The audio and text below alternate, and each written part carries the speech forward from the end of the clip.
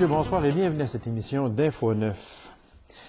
Qu'est-ce qu'être victime d'une agression sexuelle ou victime d'actes criminels? On a tendance à penser que ça n'arrive qu'aux autres ou que ça n'arrive que dans les grands centres. Mais ça n'arrive pas chez nous, en Abitibi-Témiscamingue.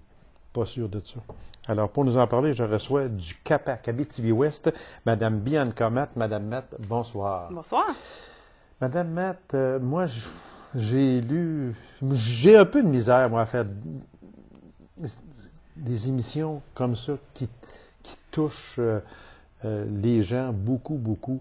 Puis, c'est vrai, je pense que on a malheureusement tendance à penser que ça, chez nous, ça n'arrive pas. On voit ça là, au bulletin de nouvelles, on voit ça sur le journal, à Montréal, à Québec, à Trois-Rivières, etc. Mais chez nous, ça n'arrive pas. Je pense qu'on est dans le champ si on pense ça. Oui, tout à fait. Puis, je vous dirais que même il y a des gens qui viennent appuyer ça parce qu'ils pensent qu'aujourd'hui, ça existe moins. Il y a beaucoup moins de cas qu'avant. C'est souvent le commentaire qu'on reçoit. Mais c'est vraiment un mythe. C'est pas vrai que ça arrive moins.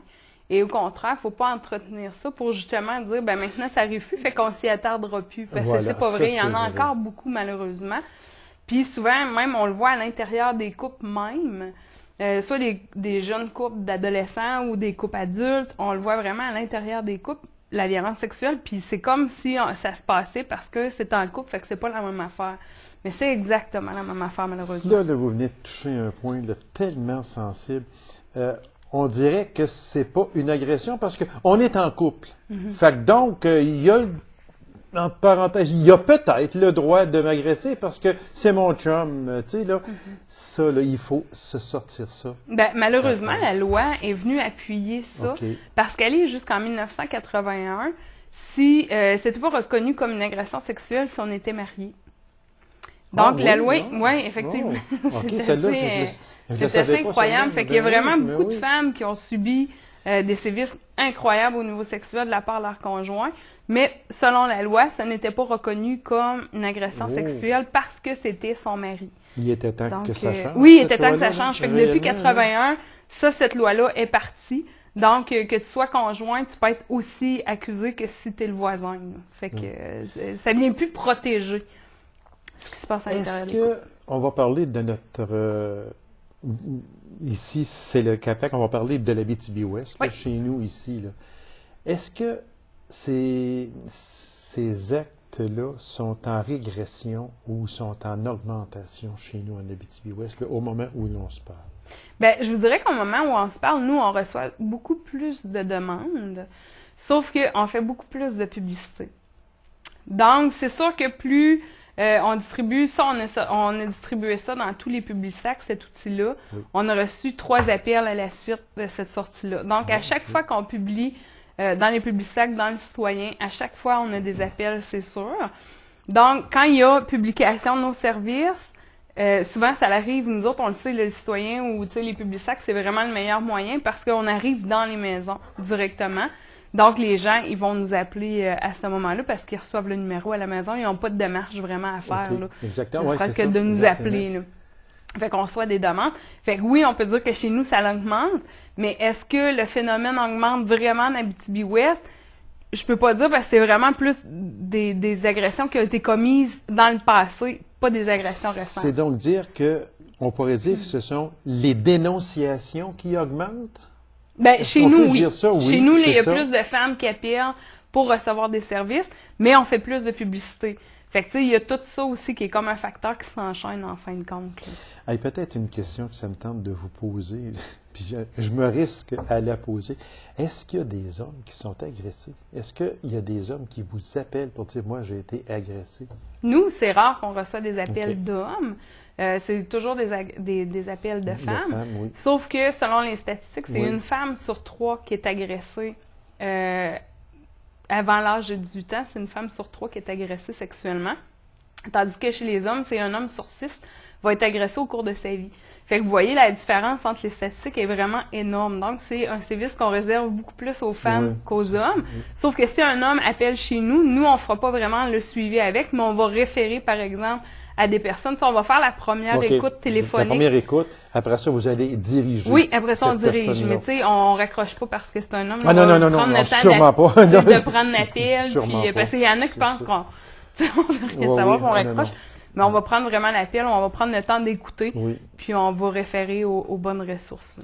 Dans le cadre de la Semaine nationale des victimes d'actes criminels, le CAPAC a présenté un outil promotionnel en collaboration avec le centre hospitalier.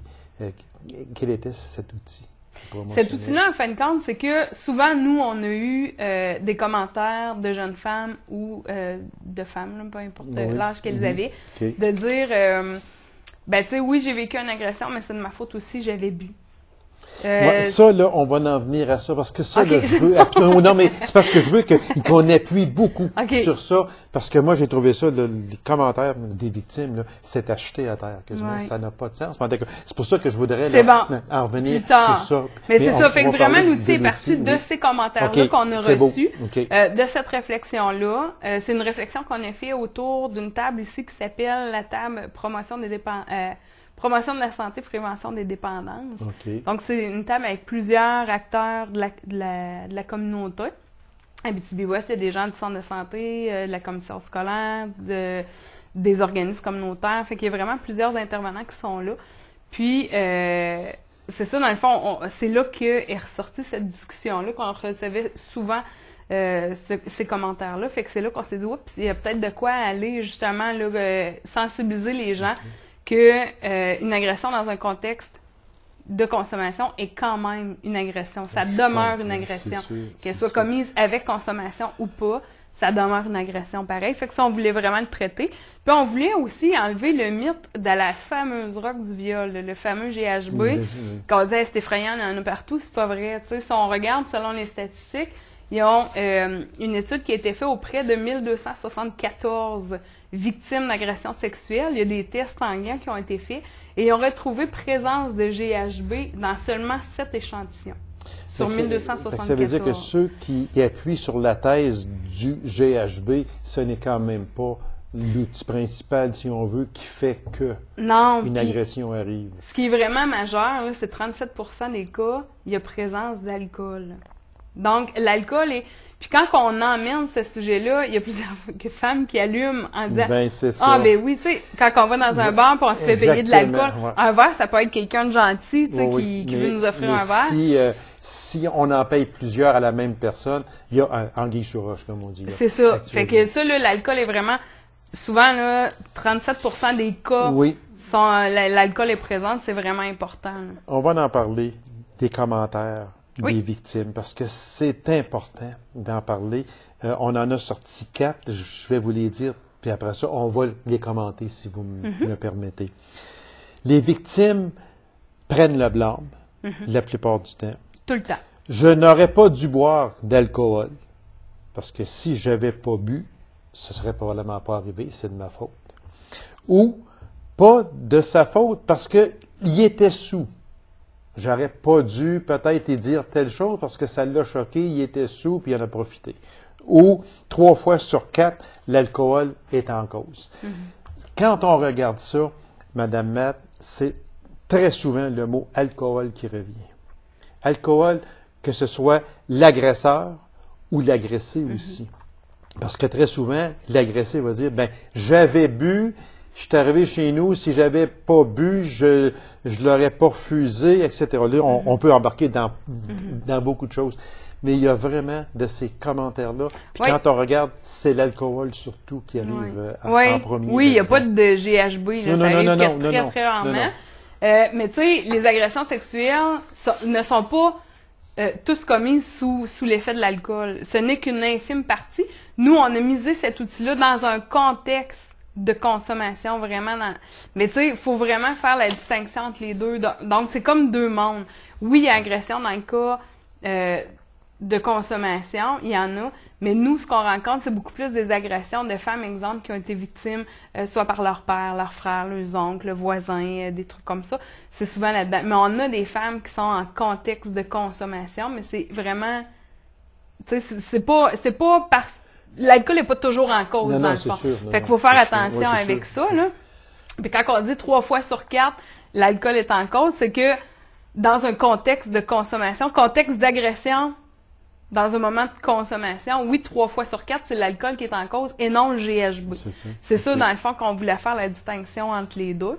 Parce que souvent, c'est commis. Tu sais, il y en a qui vivent de l'inceste pendant plusieurs années. Là. Parce qu'on parle, très souvent, on parle du conjoint qui va agresser sa conjointe. Mais ce que aussi, là, on peut sortir en dehors de ce barème-là, puis aller voir dans la famille. Des fois, ça peut être le frère, des fois, ça peut être le père.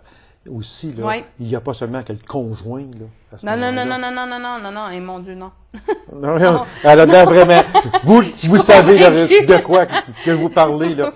Parce que, est-ce que, si on parle chez nous, l'agresseur est plus souvent autre que le conjoint? Ben oui.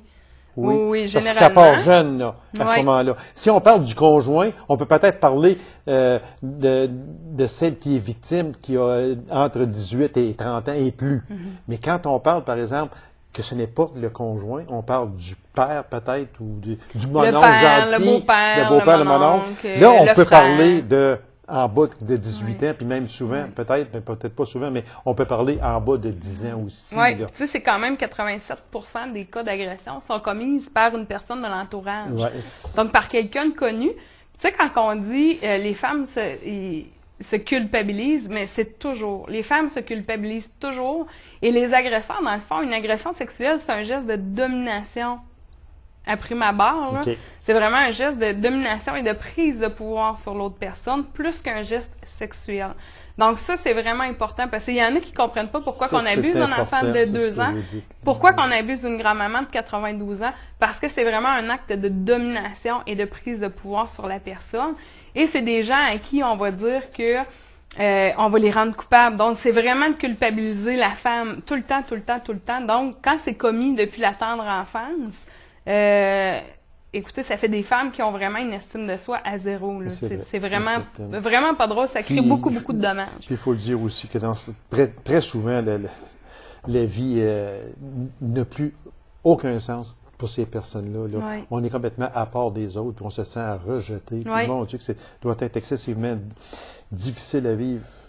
Dénoncer, s'il vous plaît, dénoncer. Ben, dénoncer, oui.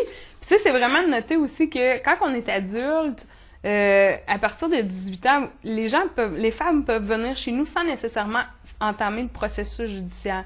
Si c'est ce qu'elles souhaitent, nous, c'est vers ça qu'on s'en va, si c'est ce qu'elles souhaitent. Si elles ne souhaitent pas, parce qu'il y en a beaucoup qui ne le souhaitent pas, tu sais, parce que l'agresseur est décédé, parce que l'agresseur est malade, mais qu'elles veulent en parler, qu'elles veulent se libérer de tout ça et qu'elles veulent reprendre le pouvoir qu'on leur a enlevé, parce que c'est vraiment ça qu'on a fait. L'agresseur prend vraiment, moi j'appelle ça un sac à pouvoir, là.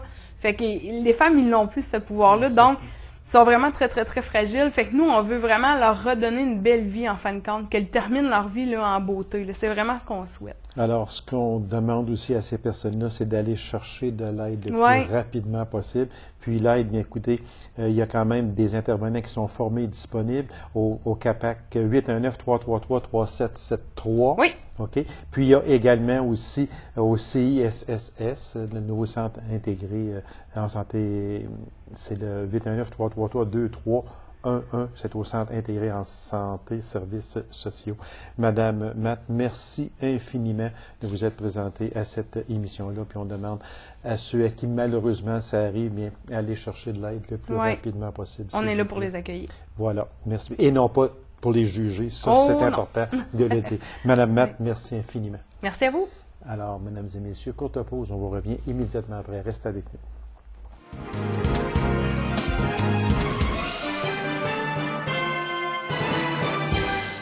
Encore cette année, la troupe À cœur ouvert présentera pour ses 25 ans l'excellente comédie musicale Annie. Alors, pour nous en parler, je reçois le directeur général et metteur en scène, M. Daniel Morin. Monsieur Morin, bonsoir. Bonsoir. Merci d'avoir accepté cette invitation-là, M. Morin. Ça fait plaisir. Déjà 25 ans. 25 ans en théâtre d'été. En théâtre d'été, non, mais oui, en théâtre d'été. Parce que l'organisation est quasiment à 33 ans. Oui, exactement. Mais en théâtre d'été, c'est bien de le spécifier. Ça fait, mon Dieu, que le temps passe vite. Oui, ça passe vite, effectivement. Monsieur Morin, moi, je voudrais vous féliciter pour avoir reçu le titre de membre honorifique 2015 du CCAT, Prix en art et culture de l'Abitibi-Témiscamingue en 2015. Félicitations, Monsieur Morin. Merci beaucoup. Et j'ajoute également que c'est très mérité. Ah ben, c'est bien gentil. Alors, félicitations, et je me fais le porte-parole de toute l'Abitibi-Ouest en particulier pour vous féliciter de cet honneur. Merci. Une comédie musicale, la célèbre comédie Annie. Moi, j'aimerais que vous nous donniez un certain synopsis de cette comédie-là. Oui. C'est une comédie musicale qui a été créée, bien sûr, à partir d'un film qui a été bien populaire dans les années, des années 60. Oui, je pense que c'est des années, je ne veux pas m'avancer trop. Mais elle est, à partir du film, ils ont créé la comédie musicale. Okay. Donc, le synopsis, qu'est-ce que c'est? C'est une jeune orpheline qui est rousse, qui est un peu espiègle. On est au mois de décembre en 1933 à New York, aux États-Unis. Et il y a un riche homme d'affaires qui s'appelle Olivier Warbox. Et bien sûr, il veut donner la chance à une jeune fille, à une jeune orpheline, de passer du bon temps dans sa maison privée. C'est ça. Donc, il l'invite et il demande à sa secrétaire privée d'aller chercher une orpheline. Et puis, ben voilà, et elle l'amène directement chez Olivier. Et il tombe sous le charme de cette jeune espiègle qui a des idées bien arrêtées. Elle est sûre de ce qu'elle avance. Donc, ça tourne beaucoup alentour de ça. Mais ce qui est principalement touchant avec cette comédie musicale-là, je veux te dire, ce qui m'a vraiment accroché, c'est bien sûr le côté historique de cette comédie. On parle de 1933 aux États-Unis. On est dans une période qui est très dure aux États-Unis. On est dans une période de crise économique. Et dans la comédie musicale, on le ressent, cette période-là, elle est là. On sent qu'il y a quelque chose. Et bien sûr, on joue aussi avec des personnages qui ont déjà été très connus. Qu'on parle de Roosevelt, Franklin Roosevelt, le président des États-Unis, tout son cabinet aussi. Donc, les personnages sont omniprésents et c'est des personnages qui ont vécu. Donc, ça, c'est d'autant plus bien fun. C'est une comédie musicale, puis moi, je trouve ça extraordinaire parce que la troupe à cœur ouvert va à chaque année chercher des comédies musicales. Très souvent, on en a, mon Dieu, Rock'n'Roll et compagnie, on peut en nommer.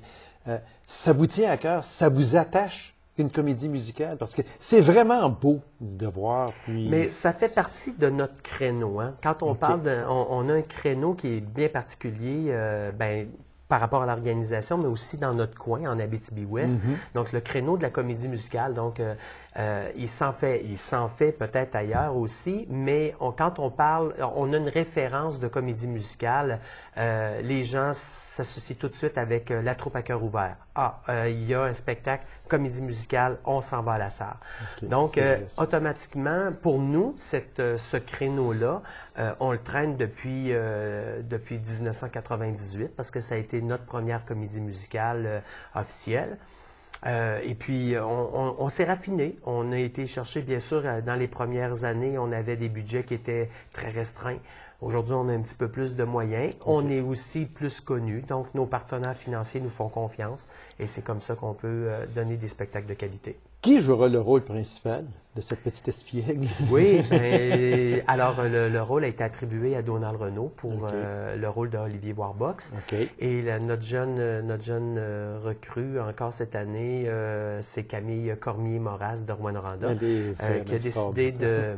Elle a une belle voix, Camille. Elle chante tellement bien. Ce que je trouve aussi, c'est sa présence d'esprit sur scène. Il n'y a pas un moment qu'elle décroche, cet enfant-là. C'est de toute beauté à regarder. On sent qu'elle est là, qu'elle est toute présente dans chacune de ses actions quand elle joue. Elle est dans sa bulle, oui, comme on dit. Puis on ne la sort pas Non. de cette bulle-là tant et aussi longtemps que ce n'est pas terminé. Exact. C'est vrai qu'elle est vraiment extraordinaire. Combien de chanteurs-chanteuses sur scène? On est une équipe de 25 comédiens cette année, donc chanteurs, danseurs et bien sûr, on parle de l'équipe aussi qui est en arrière de tout ça, Oui, l'équipe c'est technique. sûr, On a oui, une grosse exactement. équipe technique parce qu'il y a énormément de changements de décor cette année. Donc oui, c'est une bonne équipe. On va être tout près de 35 là, en arrière de scène OK. et sur scène. C'est vraiment, c'est beaucoup. Est-ce que l'engouement est là encore, M. Morin?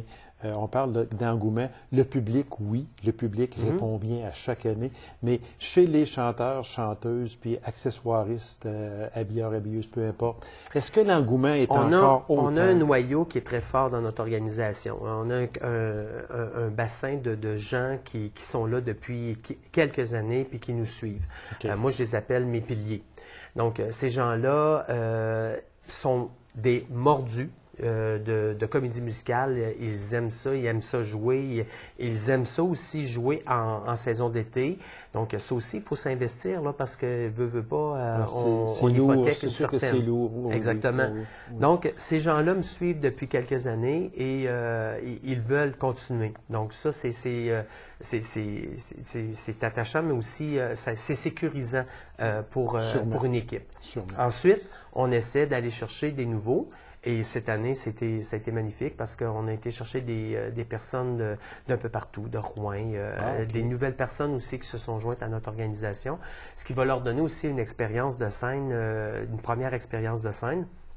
Et bien sûr, on le dit, on essaie d'aller bien sûr toucher les gens d'un peu partout sur le territoire, que de venir faire un spectacle. Il y en a qui vont suivre des cours à Rouyn-Noranda de danse ou de ça. Ben c'est pas plus. C'est vrai. C'est un Non, retour. et- C'est c'est un sûr. retour de. C'est Il y a des sûr. gens qui veulent venir faire de la comédie, ils peuvent venir ici à la Sarre. Sûrement. Pour ces 25 ans, la troupe organise un concours. Prenez la poudre d'escampette à New York.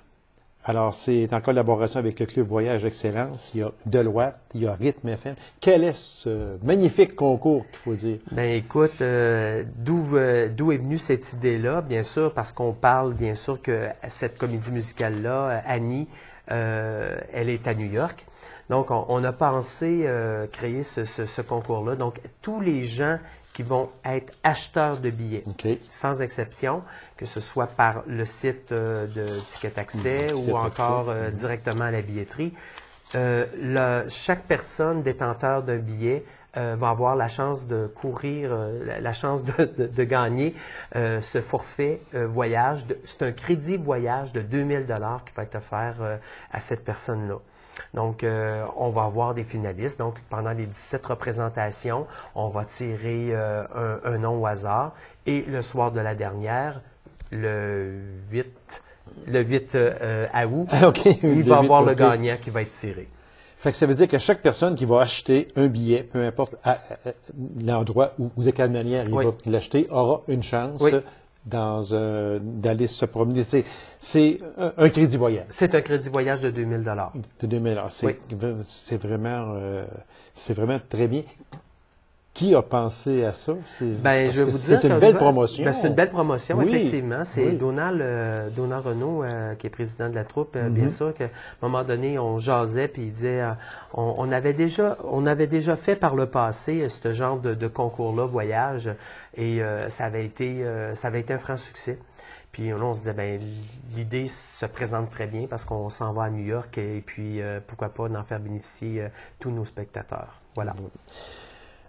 Il va y avoir aussi offre spéciale pour la 25e année, pour le C'est un 25e forfait, anniversaire. oui, c'est un forfait familial. Donc, écoute, étant donné qu'on fête bien sûr nos 25 ans, comme je t'expliquais tantôt, en théâtre d'été, donc ce forfait-là a été mis en place. Donc, on a décidé de se moderniser, nous autres aussi, mais aussi de se mettre un peu à l'afflux de ce qui se fait touristiquement parlant un peu partout au Québec. OK. Donc, forfait familial, ça comprend quoi? C'est 2 adultes et 2 enfants pour un prix X. Donc, nous, on l'a fixé à 100 $, taxes incluses. OK. Donc, dans le fond, et pourquoi le 100 $? Bon, on s'est dit 25 $ 25 années. C'est ça. Ah, Fois- fois 4. fois 4. Fois 4. 100 $. OK. Voilà. Merci. Donc, il est venu, l'idée est venue de là. Fait que c'est pour 2 adultes et 2 Deux enfants enfants. de 17 ans et moins. Oui, exactement. C'est ça? Oui. Alors, puis il y aura également des tarifs de groupe. Oui, ça, on a instauré ça avec, dans le temps du Paradis du Ouais, Nord, dans le temps du Paradis du mais Nord. je veux dire que ça marche toujours autant. Des gens, puis on invite il y a des clubs sociaux, des clubs, des comités sociaux que vous avez dans vos entreprises. On en reçoit beaucoup annuellement. Et ces gens-là se forment un groupe à l'intérieur de leur usine, leur employé. Leur endroit De travail, et exactement, puis oui. une trentaine de personnes. Et puis nous, ce qu'on offre, bien sûr, avec ce forfait-là, il y a un 10 de rabais qui est applicable sur chacun des billets. OK. Et il y a 2 gratuités de billets aussi également. Comment on peut se procurer ces billets? Maison de la culture de la Sarre, actuellement, donc bien sûr au 1-866-891-6342. Et par ticket accès. Ticket accès. Donc, bien sûr, vous pouvez sélectionner la troupe à cœur ouvert et vous tombez tout de suite avec notre production Annie. Alors, c'est le www.ticketaccès.net. .net. Alors, on va y aller, M. Morin, avec l'endroit, les dates, l'heure des représentations et cette année, 3 représentations en matinée à 16 heures. Donc cette année, on offre beaucoup plus de représentations que les autres dernières années. OK. Donc on offre 17 représentations en tout. Donc ils vont jouer du 9 juillet OK. au 8 août. Mhm. Ça va être à tous les jeudis, vendredi, samedi à 20 h. Les 3 représentations spéciales que vous parliez, on en fait 3 en après-midi en plus de tout ça. Ça, c'est en plus. OK. Oui, donc c'est beau. le 25 juillet, Mhm. le 1er août et le 8 Le août. 8 août Voilà. à 16 heures de l'après-midi. Oui. Et les spectacles sont toujours à la salle des Jardins, Paulino de la Sarre, qu'on connaît bien. Que tout le monde connaît. Alors, Monsieur Morin, merci infiniment. Et puis, c'est sûr que ça va être encore salle comble. Et puis, on invite les gens à aller faire un tour pour aller voir cette merveilleuse comédie musicale qui est Annie. Puis en même temps, venez encourager cette troupe de théâtre qui, depuis, mon Dieu, 30 quelques années, est aux aguets et nous tient en haleine continuellement. Monsieur Morin, merci beaucoup.